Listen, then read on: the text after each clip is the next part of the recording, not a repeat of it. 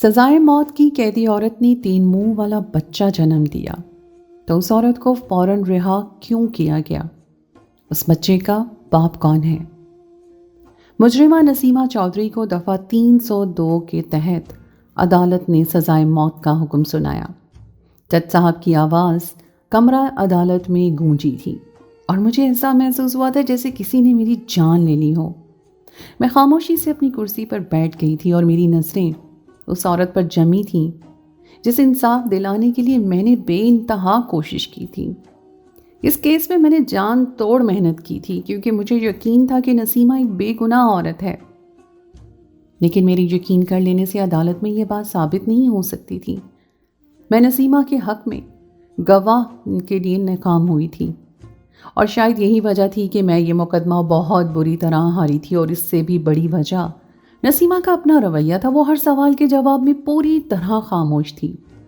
اس نے اپنے حق میں ایک بار بھی کوئی ایسی بات نہیں کی تھی کہ جس سے یہ فیصلہ اس کے حق میں جاتا۔ اس کے ہونٹوں پر مکمل خاموشی کا پہرا تھا، البتہ اس کی آنکھوں میں جو نمی تھی وہ مجھے واضح دکھائی دے رہی تھی۔ کچھ پولیس والوں نے اس کے چہرے پر سیاہ رنگ کا نقاب چڑھایا اور اسے اپنے ساتھ کھینچتے ہوئے لے گئے۔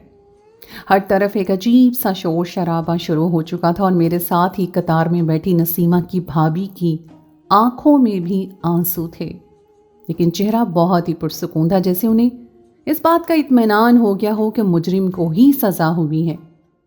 جج صاحب اپنے چیمبر میں جا چکے تھے اور میں اب بھی اپنی جگہ پر بیٹھی تھی۔ باہر میڈیا والے موجود ہوں گے، یہی سوچ کر میں اس کمرے سے فی الحال باہر نہیں جانا چاہتی تھی۔ آج سے پورے 6 مہینے پہلے نسیمہ چودھری کا کیس میرے پاس آیا تھا، اور اس کیس کو لانے والوں کوئی اور نہیں، نسیمہ کا باپ تھا۔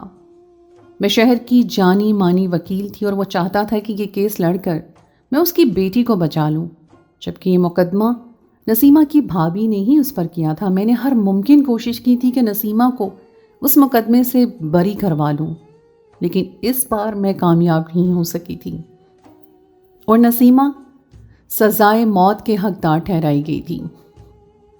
میرا دل دکھ سے بھر گیا تھا کیونکہ نسیمہ کو بے گناہی کی گواہی میرا دل دیتا تھا۔ میں نے ایک گہری نظر نسیمہ کی بھابھی پر ڈالی جو بہت ہی جوان اور خوبصورت تھی، لیکن آج اس کی وجہ سے اس کی نن جیل کی سلاخوں کے پیچھے تھی۔ اصل سچ کیا تھا یہ تو میں بھی نہیں جانتی تھی، لیکن کہیں نہ کہیں مجھے نسیمہ کی بھابھی سے نفرت کا احساس ہو رہا تھا۔ کچھ ہی دیر کے بعد وہ بھی کمرہ عدالت سے چلی گئی تھی۔ نسیمہ کا بوڑھا باپ تو روتے ہوئے بیٹی کے پیچھے ہی دوڑا تھا اور کافی دیر تک میں کمرہ عدالت میں بیٹھی ہی رہی، اور جب باہر نکلی تو تب بھی مجھے میڈیا والوں کے سوالوں کا سامنا کرنا پڑا۔ میں ان سب سے نظریں چراتی جیسے تیسے اپنی گاڑی تک پہنچی اور پھر اپنے دفتر پہنچ گئی۔ اس شکست نے مجھے 2 دن تک نہ صرف پریشان رکھا بلکہ نسیمہ کا خیال بھی مجھے ستاتا رہا، اور پھر میں اگلے کیس میں مصروف ہو گئی اور نسیمہ کا خیال میرے ذہن سے نکل گیا۔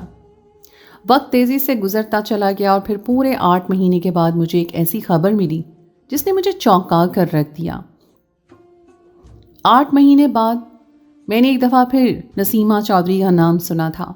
مجھے میرے کچھ مخبروں کے ذریعے پتہ چلا تھا کہ نسیمہ چودھری کو رہا کر دیا گیا ہے، اور ساتھ ہی ایک ایسی خبر بھی تھی جس پر یقین کرنا ناممکن تھا۔ مجھے پتہ چلا تھا کہ اس نے ایک بچے کو بھی جنم دیا ہے، اور یہ وہ خبر تھی جسے سننے کے بعد کافی دیر تک میں کچھ کہہ ہی نہیں پائی تھی، کیونکہ نسیمہ چودھری ایک غیر شادی شدہ جوان لڑکی تھی اور اس کے پاس بچے کی پیدائش ممکن ہو ہی نہیں سکتی تھی۔ وہ کنوارے پن میں کس کے بچے کی ماں بن سکتی تھی؟ مجھے لگ رہا تھا شاید میں نے نسیمہ چودھری کو سمجھنے میں غلطی کر دی۔ میری نظر میں وہ بے گناہ تھی، لیکن اگر اس نے کنوارے پن میں بچہ پیدا کیا تھا تو یقیناً کہیں نہ کہیں میری مجرم تھی وہ۔ شاید اس کی بھابھی کے لگائے الزام سچ تھے اور میں پہلی دفعہ مجرم کا اصل چہرہ نہیں دیکھ پائی تھی۔ اچانک ہی مجھے دوبارہ سے نسیمہ چودھری میں دلچسپی پیدا ہو گئی تھی۔ میں سچائی جاننا چاہتی تھی، اس لیے میں نے اپنے مخبر سے کہا کہ معلوم کرو وہ کہاں ہے اور کس کے ساتھ رہ رہی ہے، اسے آزادی دلوانے والا کون ہے، کس نے اس کا جرم معاف کیا ہے، اور اس کے بچے کا باپ کون ہے۔ میرا مخبر کہنے لگا کہ یہ بات تو میں نے بھی جاننے کی کوشش کی تھی، لیکن اندر کا وہ معاملہ ہے، اس لیے پتہ نہیں چل سکا کہ وہ کس کے بچے کی ماں بننے والی ہے۔ البتہ میں اس کا پتہ ضرور لا سکتا ہوں۔ میں نے کہا ٹھیک ہے، میں اس سے ملاقات کرنا چاہتی ہوں. اور پھر 2 دن کے بعد ہی میں نسیمہ کے روبرو بیٹھی تھی اور اس کی گود میں موجود بچے کو دیکھ کر تو میرے ہوش ٹھکانے آ گئے تھے. وہ بچہ ایک عجیب خلقت معلوم ہوتا تھا کیونکہ اس کے ایک نہیں بلکہ 3 جڑے ہوئے سر تھے.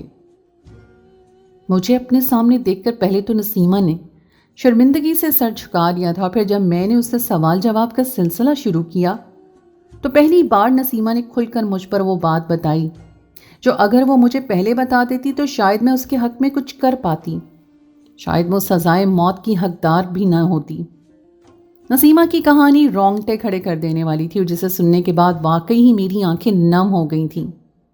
نسیمہ کو سزائے موت ایک قتل کے جرم میں ہوئی تھی اور وہ قتل کسی اور کا نہیں بلکہ اس کے سگے بھائی کا تھا. نسیمہ کی بھابھی نے اس کے خلاف مقدمہ درج کروایا تھا اور اس نے ہی بتایا تھا کہ نسیمہ نے خود اپنے بھائی کا قتل کیا ہے.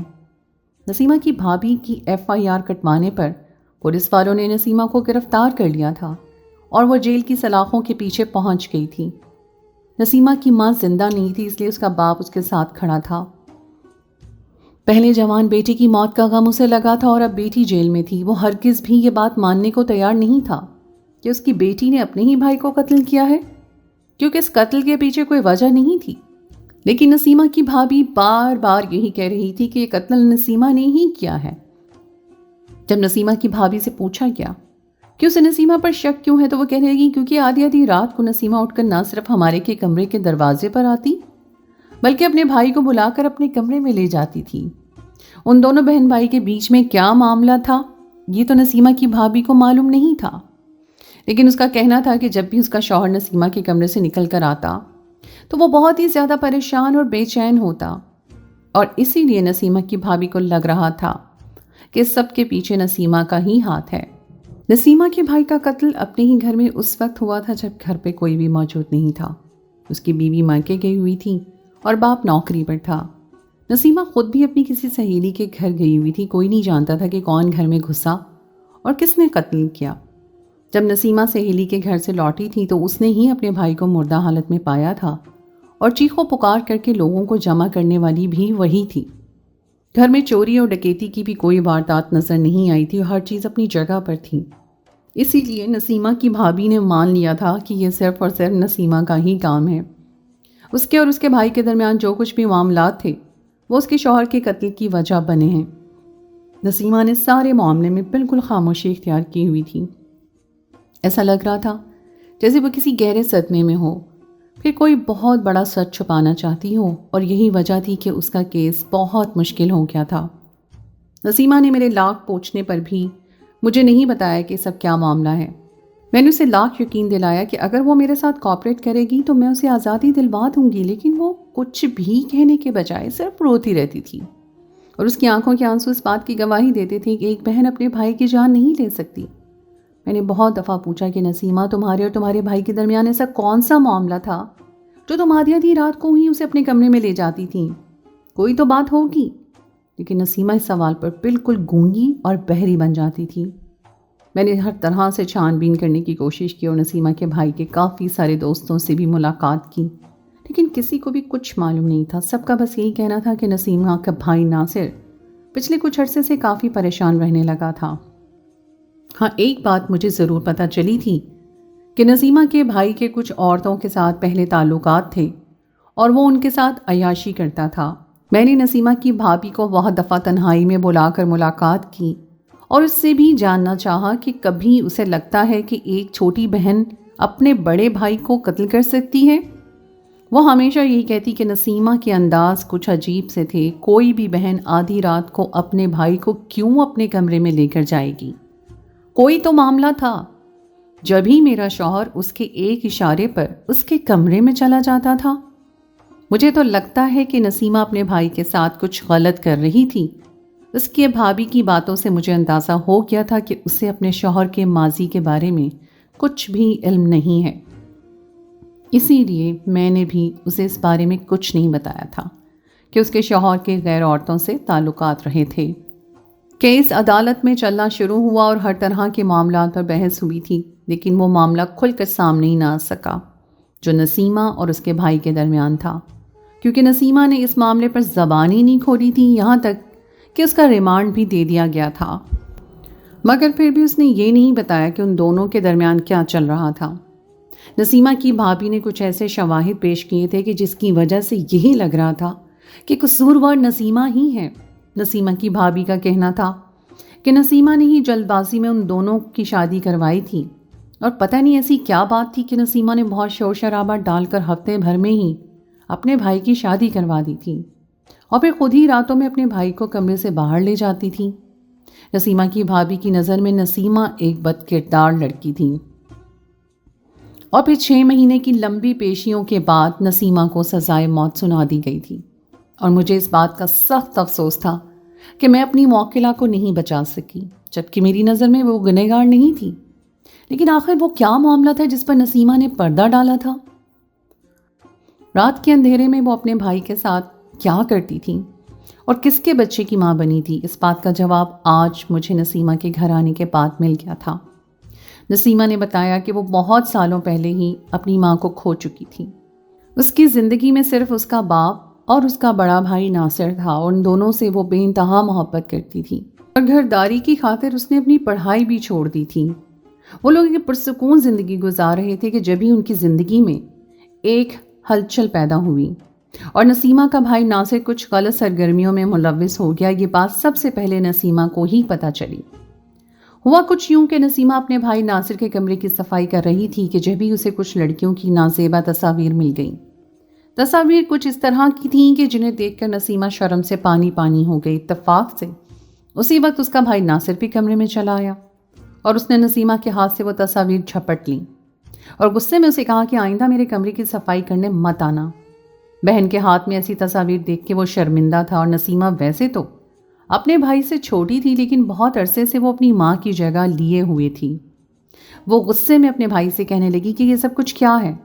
بابا نے ہماری ایسی تربیت تو نہیں کی ہے، پھر ایسی چیزوں کا آپ کے کمرے میں کیا کام ہے؟ نسیمہ کے بھائی نے اس پر انکشاف کیا کہ وہ غلط عورتوں کی صحبت میں رہتا ہے، اور اس کے دوست بھی اس کے ساتھ ہی ہوتے ہیں۔ وہ اپنی زندگی میں بہت خوش ہے۔ اس بات نے نسیمہ کو شاکڈ کر دیا۔ ساتھ ہی نسیمہ کو پتہ چلا کہ اس کا بھائی ایک قسم کا نشہ بھی شروع کر چکا ہے، اور ان سب باتوں نے نسیمہ کو بہت زیادہ پریشان کر دیا۔ وہ اپنے بھائی کو برے راستے پر چلتے ہوئے نہیں دیکھ سکتی تھی، اس لیے اس نے جھپٹ کر اپنے بھائی کے لیے رشتے دیکھنا شروع کر دیے، تاکہ گھر میں عورت آئے تو اس کا بھائی دوسری عورتوں کے چکر سے نکل آئے۔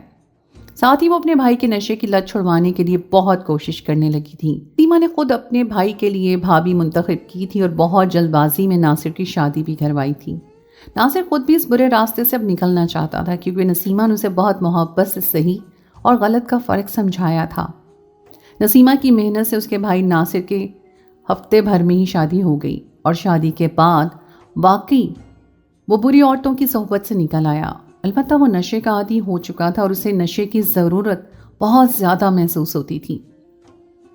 ناصر نے نسیمہ سے وعدہ کیا تھا کہ کچھ عرصے کے بعد وہ نشے کی لت سے بھی باہر نکل آئے گا۔ وہ خود کوشش کر رہا تھا، اس لیے نسیمہ اس کا ساتھ دینے لگی۔ آدھی آدھی رات کو ناصر اسے میسج کرتا اور کہتا کہ اسے نشے کی بہت طلب ہو رہی ہے۔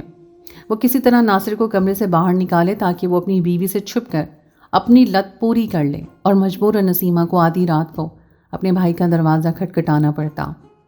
ناصر نسیمہ کے کمرے میں جا کر کچھ دیر نشہ کرتا، اور پھر نشے کی حالت میں ہی جب وہ واپس لوٹتا تو نسیمہ کی بھابھی کو یہ لگتا کہ وہ پریشان ہے، جبکہ وہ نشے کی حالت میں خاموشی سے سو جایا کرتا تھا۔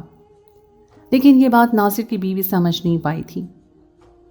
آہستہ آہستہ ناصر نے نشے کی مقدار بہت کم کر دی تھی، اور اس بات پر نسیمہ کو بہت سکون ہو رہا تھا۔ لیکن ایک دفعہ پھر اس کی زندگی میں بھونچال آ گیا۔ دوپہر کا وقت تھا، ناصر اور اس کے والد کام پر گئے ہوئے تھے، اور بھابھی بھی گھر پہ موجود نہیں تھی کہ جب یہ ایک آدمی دروازے پر آیا۔ اس نے نسیمہ کو بتایا کہ ناصر نے ایک بہت بڑی رقم قرض کے طور پہ لی ہوئی ہے، جس پر سود بڑھتا ہی چلا جا رہا ہے۔ وہ وارننگ دینے کے لیے آیا تھا کہ ناصر جلد سے جلد یہ رقم ادا کر دے۔ وہ آدمی دیکھنے میں بھی کوئی غنڈہ معلوم ہو رہا تھا۔ ناصر کے گھر لوٹتے ہی نسیمہ اسے اپنے کمرے میں لے گئی اور اس سے یہ بات پوچھی تو ناصر نے بتایا کہ وہ فاحشہ عورت کے پیچھے پیسہ لٹانے کے لیے اس نے کسی بڑے غنڈے سے پیسے ادھار لیے تھے، اور اب وہ پیسہ واپس نہیں چکا سکا، اسی لیے وہ لوگ اسے دھمکیاں دے رہے ہیں۔ یہ سن کر نسیمہ کے قدموں تلے سے زمین نکل گئی تھی، کیونکہ وہ جان گئی تھی کہ اس کا بھائی کچھ زیادہ ہی بری طرح پھنس گیا ہے۔ اپنے بھائی کی مدد کی خاطر اس نے اپنا کچھ زیور بھی فروخت کیا، لیکن وہ پیسے بھی ناکافی تھے۔ دونوں بہن بھائی اسی پریشانی میں مبتلا تھے کہ کس طرح سے پیسے جوڑ کیے جائیں اور گنڈوں سے جان چھڑوائی جائے۔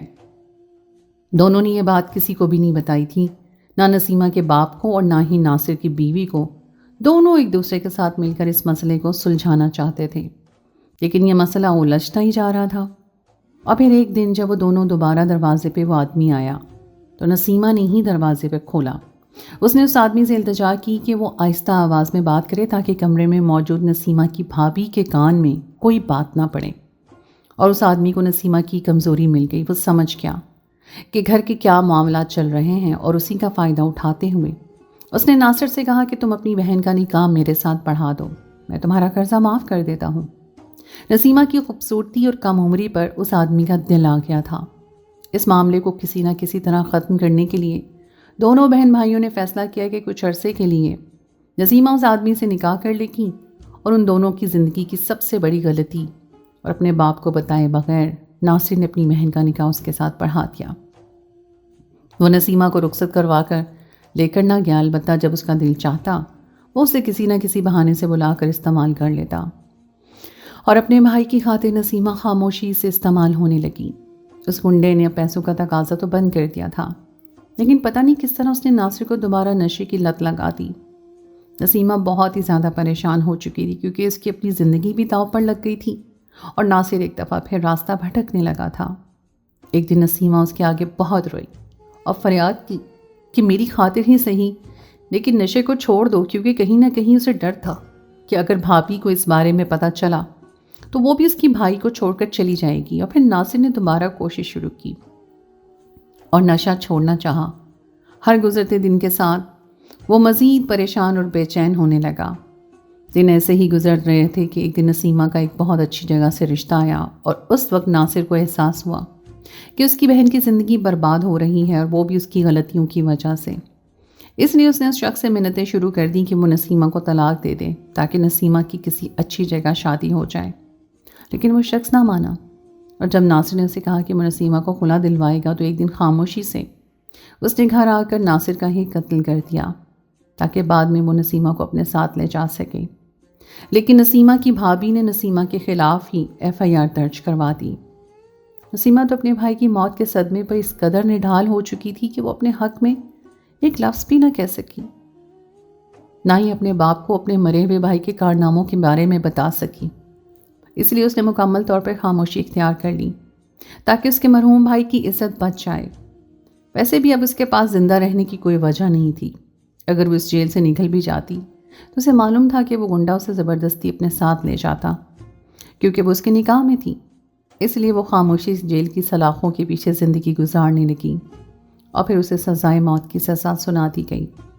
اور پھر اس کے بعد پتہ چلا کہ وہ امید سے ہے تو اس کی سزا کو آگے بڑھا دیا گیا تاکہ وہ اپنا بچہ پیدا کر سکے اور پھر اسے سزائے موت دی جائے۔ نسیمہ کا بوڑھا باپ بیٹے کے قتل اور بیٹی کی سزائے موت پر دل کا مریض بن کر بستر پہ پڑ گیا تھا۔ نسیمہ جیل کی سلاخوں کے پیچھے بالکل تنہا تھی اور اس کے سوا یہ بات کوئی بھی نہیں جانتا تھا کہ اس بچے کا باپ کون ہے، نہ ہی اس کی شادی سے کوئی باخبر تھا۔ جیل میں بھی سب اسے بد کردار سمجھنے لگے تھے مگر وہ پھر بھی خاموش تھی۔ اور پھر جب اس کی ڈیلیوری کا وقت آیا اور بچے کی پیدائش ہوئی تو اس نے 3 منہ والے بچے کو پیدا کیا۔ دراصل ذہنی طور پر ڈسٹرب رہنے کی وجہ سے اس کا حمل متاثر ہوا تھا اور اس لیے بچہ اس طرح کا پیدا ہوا تھا۔ سب نے اسے مزید برا بھلا کہنا شروع کر دیا۔ ہر کوئی کہہ رہا تھا کہ یہ بچہ اس کے گناہوں کا نتیجہ ہے۔ بچے کی پیدائش کے بعد اسے سزائے موت ہونی تھی، لیکن عید کے خاص موقع پہ صدر صاحب نے سزائے موت کے قیدیوں کو معاف کیا تھا اور ان کی سزاؤں میں کمی کی تھی، اور ان میں ہی نسیمہ چودھری بھی شامل تھی۔ اس کی سزا میں بھی کمی ہو گئی تھی اور کچھ عرصے کے بعد نسیمہ کی بھابھی کو نہ جانے کیسے سارا سچ پتہ چلا تھا اور انہوں نے ایک وکیل کے ذریعے دوبارہ نسیمہ کا کیس شروع کروا کر خود اسے بری کروایا تھا اور اپنی غلطی کی معافی بھی مانگی تھی۔ نسیمہ کے مرحوم بھائی کی عزت کی خاطر وہ کڑوا گھونٹ پیا تھا، اس کے بارے میں کوئی سوچ بھی نہیں سکتا تھا اور شاید اسی وجہ سے آج وہ جیل کی سلاخوں کے پیچھے سے باہر نکل آئی تھی۔ کیونکہ اس کی نیت صاف تھی اور نسیمہ کا سچ جان کر میں حیران رہ گئی تھی کہ کیا واقعی کوئی بہن ماں کا کردار بھی ادا کر سکتی ہے۔ نسیمہ بہن سے بڑھ کر ناصر کی ماں ثابت ہوئی تھی، جو جگہ اسے کم عمری میں ماں کی موت کی وجہ سے ملی تھی اسے اس نے بخوبی پورا کیا تھا۔ اگر نسیمہ کی جگہ ناصر کی ماں ہوتی تو شاید وہ بھی ایسا کرتی۔ البتہ نسیمہ کو اس بات کا بہت افسوس تھا کہ اس نے اپنے بھائی کو سیدھے راستے پہ لانے کے لیے اپنی بھابھی کی زندگی بھی مشکل میں ڈال دی تھی۔ اسے لگا تھا کہ شادی کے بعد اس کا بھائی سدھر جائے گا، لیکن وہ یہ بھول گئی تھی کہ اس کی بھابھی بھی ایک عورت ہے، کسی کی بیٹی ہے، اور وہ اس طرح اپنے بھائی کو سدھارنے کے لیے کسی کی بیٹی کی زندگی داؤ پر نہیں لگا سکتی۔ نسیمہ کی کہانی نے میری آنکھوں میں آنسو بھر دیے تھے اور میں اس کی رہائی پر بہت خوش تھی۔ پہلے ہی دن سے وہ مجھے بے گناہ اور معصوم لگتی تھی، اور واقعی وہ ایک سیدھی سادھی اور معصوم لڑکی تھی جس نے اپنے بھائی کی خاطر بہت بڑی قربانی دی تھی۔ میں نے اسے گلے سے لگایا، اس کے بچے کے علاج کے لیے اسے کچھ پیسے بھی دیے، کیونکہ اب وہ اپنی بیوہ بھابھی اور بوڑھے بیمار باپ کے ساتھ رہ رہی تھی۔ ان لوگوں نے اپنا گھر بدل لیا تھا، اس لیے نسیمہ کی اس کنڈے سے بھی جان چھوٹ گئی تھی۔ 2 گھنٹے کی طویل ملاقات کے بعد میں واپس نکل پڑی۔ البتہ سارا راستہ میں یہی سوچتی رہی کہ کیا آج کے دور میں بھی کوئی بہن اپنے بھائی کے لیے اتنی بے لوث ہو سکتی ہے؟ کیا واقعی بہن بالکل ماں جیسی ہوتی ہے؟ اس بات نے مجھے واقعی بہت حیران کیا تھا۔ کیا آپ نے بھی بہن بھائی کی ایسی بے لوث محبت دیکھی ہے جس میں ایک بہن اپنے بھائی کے لیے اپنی جان، مال اور عزت کی پرواہ بھی نہیں کرتی؟ کیا جو کچھ نسیمہ نے کیا وہ بالکل ٹھیک تھا؟ کامنٹ سیکشن میں ضرور بتائیے گا۔